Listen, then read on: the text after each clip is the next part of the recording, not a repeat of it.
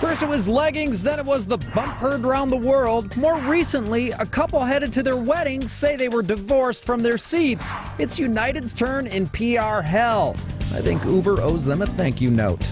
So here's what you need to know when you fly. First up, and this goes for anything else you buy online. When you click agree, you're signing yet another contract you never bothered to read. The contract of carriage. They all have contracts of carriage. United's is, I think, 46 pages long. That's a lot of dense wording about everything that could go wrong and how United is mostly off the hook for it. Christine Sarkis of SmarterTravel.com says that seat you picked can go bye-bye. The airline reserves the right to downgrade passengers, and you would get reimbursed for the fare difference, but you wouldn't have the seat you expected. There's some unexpected gems hidden in those contracts, too.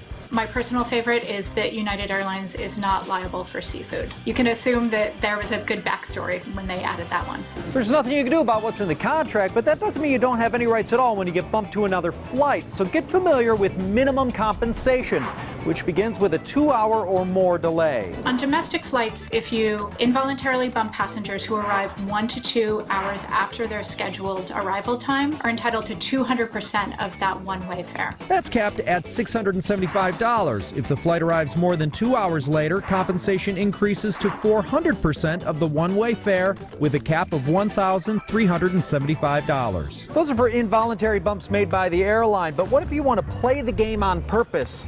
Get ready to volunteer. Start by knowing who bumps the most. Delta stands out because they had the most number of bumps, 130,000, which is a lot. And Delta just increased what gate agents can offer volunteers, up from $800 to $2,000.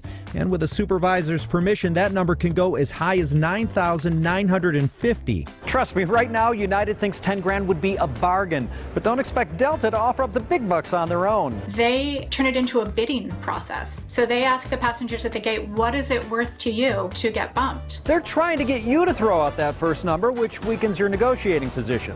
So keep those company caps in mind. As FlyOtto founder Rakic says, the pressure's on them. They're going to try to get as many people and get as much revenue out of that flight and make that schedule that they have in place. Because on-time dependability is a staple of online airline ratings. So as the clock ticks, you have more leverage. I think it's always worth asking, and it's always worth holding out until you can see if you get a better deal.